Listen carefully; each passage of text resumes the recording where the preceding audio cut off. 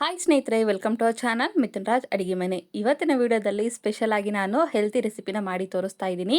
ದಿನಕ್ಕೊಂದು ಕಪ್ಪು ತಿಂದ್ರೆ ಸಾಕು, ವಾರದಲ್ಲಿ 4-5 ಕೆಜಿ ಕಡಿಮೆ ಆಗೋದಂತೂ ಗ್ಯಾರಂಟಿ. ತೂಕನ ಕಡಿಮೆ ಮಾಡ್ಕೋಬೇಕು, ಶುಗರ್ನ ಕಂಟ್ರೋಲ್ ಇಟ್ಕೋಬೇಕು, ಮತ್ತೆ ಮೂಳೆಗಳು ಸ್ಟ್ರಾಂಗ್ ಆಗಬೇಕು ಅಂತಂದ್ರೆ ಈ ಒಂದು ರೆಸಿಪಿ ಬೆಸ್ಟ್ ಅಂತ ಹೇಳ್ತೀನಿ. ಕೇವಲ 5-10 ನಿಮಿಷ ಸಾಕು ಟೈಮ್ ಈ ರೆಸಿಪಿ ಮಾಡೋಕ್ಕೆ. ಅಂಡ್ ನಿಮ್ಮೆಲ್ಲರ ಹತ್ರ ಒಂದು ರಿಕ್ವೆಸ್ಟ್, ನನ್ನ ಚಾನಲ್ನ ಮೊದಲನೇ ಬಾರಿ ನೋಡ್ತಾ ಇದ್ರೆ ಪ್ಲೀಸ್ ಎಲ್ಲರೂ ದಯವಿಟ್ಟು ಸಬ್ಸ್ಕ್ರೈಬ್ ಮಾಡ್ಕೊಳ್ಳಿ. ಪಕ್ಕದಲ್ಲಿರುವಂತ ಬೆಲ್ ಬಟನ್ ಕ್ಲಿಕ್ ಮಾಡಿದ್ರೆ ನಾನು ಯಾವಾಗ ವಿಡಿಯೋಸ್ ಹಾಕಿದ್ರು ನೋಟಿಫಿಕೇಶನ್ ಬರುತ್ತೆ. ಮೊದಲನೇದಾಗಿ ಒಂದು ಕಡಾಯಲ್ಲಿ 1 ಟೇಬಲ್ ಸ್ಪೂನ್ ಅಷ್ಟು ಎಣ್ಣೆ ಹಾಕ್ತಿದ್ದೀನಿ. ಎಣ್ಣೆ ಇಷ್ಟ ಇಲ್ಲ ಅಂದ್ರೆ ತುಪ್ಪ ಕೂಡ ಹಾಕೋಬಹುದು. ನಂತರ ಅರ್ಧ ಟೀ ಸ್ಪೂನ್ ಅಷ್ಟು ಜೀರಿಗೆ, ಅರ್ಧ ಟೀ ಸ್ಪೂನ್ ಅಷ್ಟು ಶುಂಠಿ ಬೆಳ್ಳುಳ್ಳಿ ಪೇಸ್ಟ್ ಹಾಕ್ತಾ ಇದ್ದೀನಿ. ಗ್ಯಾಸ್ ಅನ್ನ ಲೋ ಫ್ಲೇಮ್ ಅಲ್ಲಿ ಇಟ್ಕೊಂಡು ಶುಂಠಿ ಬೆಳ್ಳುಳ್ಳಿ ಪೇಸ್ಟ್ ನಲ್ಲಿರುವಂತ ಹಸಿ ವಾಸನೆ ಹೋಗೋವರೆಗೂ ಫ್ರೈ ಮಾಡ್ಕೊಳ್ಳಿ.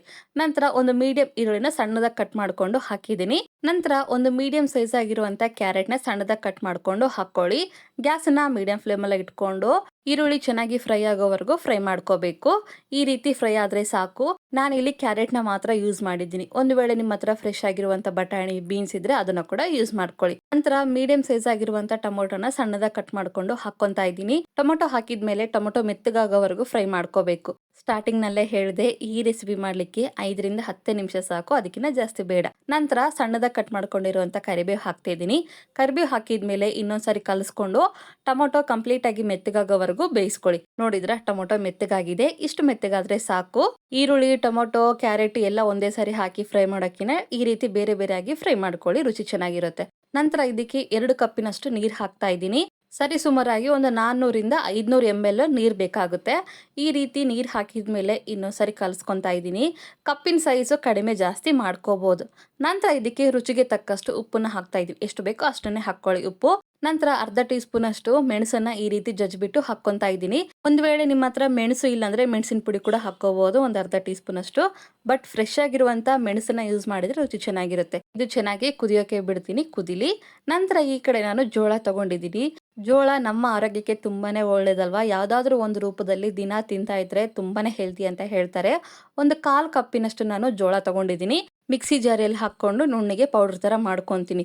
ಒಂದು ವೇಳೆ ನಿಮ್ಮ ಹತ್ರ ಜೋಳದ ಹಿಟ್ಟು ಇದ್ರೆ ಅದನ್ನ ಕೂಡ ಯೂಸ್ ಮಾಡ್ಬೋದು. ಬಟ್ ನನ್ನ ಹತ್ರ ಜೋಳ ಇತ್ತು, ಹಾಗಾಗಿ ಮಿಕ್ಸಿಯಲ್ಲಿ ಈ ರೀತಿ ಎಷ್ಟು ಸಾಧ್ಯನೋ ಅಷ್ಟು ನುಣ್ಣಗೆ ಪೌಡರ್ ತರ ಮಾಡ್ಕೊಂಡಿದ್ದೀನಿ. ನೋಡಿದ್ರ ಎಷ್ಟು ಫೈನ್ ಆಗಿ ಪೌಡರ್ ತರ ಮಾಡ್ಕೊಂಡು ರೆಡಿ ಮಾಡ್ಕೊಂಡಿದ್ದೀನಿ. ನಂತರ ಒಂದು ಬೌಲಲ್ಲಿ 1.5 ಟೀ ಸ್ಪೂನ್ ಅಷ್ಟು ಜೋಳದ ಪೌಡರ್ನ ಹಾಕೊಂಡು 1/4 ಕಪ್ಪಿನಷ್ಟು ನೀರು ಹಾಕೊಂಡು ಯಾವುದೇ ಗಂಟಿಲ್ದೆ ಈ ರೀತಿ ಕಲಸ್ಕೋಬೇಕು. ನೆನಪಿರ್ಲಿ, ಒಂಚೂರು ಕೂಡ ಗಂಟಿರಬಾರ್ದು. ಇನ್ನು ಉಳಿದಿರುವಂತ ಜೋಳದ ಪೌಡರ್ನ ಒಂದು ಬಾಕ್ಸ್ ಅಲ್ಲಿ ಹಾಕಿ ಎತ್ತಿಟ್ಕೊಳ್ಳಿ. ದಿನ ಈ ರೆಸಿಪಿ ಮಾಡೋಕ್ಕೆ ಯೂಸ್ ಆಗುತ್ತೆ. ನೀರು ಕೂಡ ಚೆನ್ನಾಗಿ ಕುದೀತಾ ಇದೆ. ಇಂಥ ಟೈಮಲ್ಲಿ ನಾನು ಗ್ಯಾಸನ್ನು ಲೋ ಫ್ಲೇಮಲ್ಲಿ ಇಟ್ಕೊಂಡು ಜೋಳದ ನೀರನ್ನು ಹಾಕ್ಕೊತಾ ಇದ್ದೀನಿ. ಗ್ಯಾಸನ್ನು ಲೋ ಫ್ಲೇಮಲ್ಲಿ ಇಟ್ಕೊಂಡು ಜೋಳದ ನೀರನ್ನು ಹಾಕ್ಕೊಳ್ಳಿ. ನಂತರ ಮಾತ್ರ ನಾವು ಮೀಡಿಯಂ ಫ್ಲೇಮಲ್ಲಿ ಇಟ್ಕೊಂಡು ಮಿಕ್ಸ್ ಮಾಡ್ಕೋಬೇಕು. ಮಿಕ್ಸ್ ಮಾಡ್ತಾ ಇದ್ದಂಗೆಲ್ಲ ಈ ಸೂಪ್ ಗಟ್ಟಿ ಆಗ್ತಾ ಹೋಗುತ್ತೆ. ಅದೇ ಜೋಳದ ಸೂಪ್. ಜೋಳದ ನೀರನ್ನ ಹಾಕಿದ್ಮೇಲೆ ಗ್ಯಾಸನ್ನ ಮೀಡಿಯಂ ಫ್ಲೇಮಲ್ಲಿ ಇಟ್ಕೊಂಡು 1-2 ನಿಮಿಷ ಕುದ್ರೆ ಜೋಳದ ಸೂಪ್ ರೆಡಿ ಆಗುತ್ತೆ. ಒಂದು ವೇಳೆ ನೀವು ಜೋಳದ ನೀರು ಹಾಕಿದ್ಮೇಲೆ ಸೂಪ್ ಗಟ್ಟಿ ಆಯಿತು ಅಂದರೆ ಎಕ್ಸ್ಟ್ರಾ ನೀರು ಹಾಕ್ಕೊಂಡು ಅಡ್ಜಸ್ಟ್ ಮಾಡ್ಕೊಳ್ಳಿ ಕನ್ಸಿಸ್ಟೆನ್ಸಿನ. ನೋಡಿದ್ರೆ ಪರ್ಫೆಕ್ಟ್ ಆಗಿದೆ.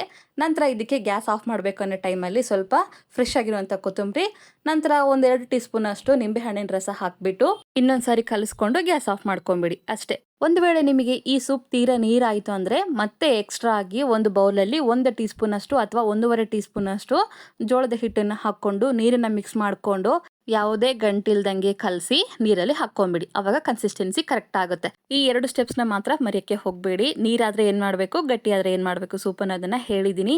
ಆದಷ್ಟು ಈ ಒಂದು ಹೆಲ್ತಿ ಸೂಪ್ನ ರಾತ್ರಿ ಕುಡಿಯೋಕೆ ಟ್ರೈ ಮಾಡಿ. ಹೊಟ್ಟೆ ಫುಲ್ ಆಗುತ್ತೆ ಅಂಡ್ ಬೇಗನೆ ವೇಟ್ ಲಾಸ್ ಆಗೋಕ್ಕೆ ಹೆಲ್ಪ್ ಆಗುತ್ತೆ. ಈ ರೆಸಿಪಿ, ಈ ವಿಡಿಯೋ ನಿಮಗೆ ಇಷ್ಟ ಆದರೆ ನನ್ನ ಚಾನಲ್ನ like, share, comment and subscribe ಮಾಡ್ಕೊಳ್ಳೋದನ್ನ ಮಾತ್ರ ಮರಿಬಿಡೋಕಿನ. ಮುಂದಿನ ವಿಡಿಯೋದಲ್ಲಿ ಮತ್ತೆ ಸಿಗ್ತೀನಿ. ಅಲ್ಲಿವರೆಗೂ ಟೇಕ್ ಕೇರ್, ಬಾಯ್.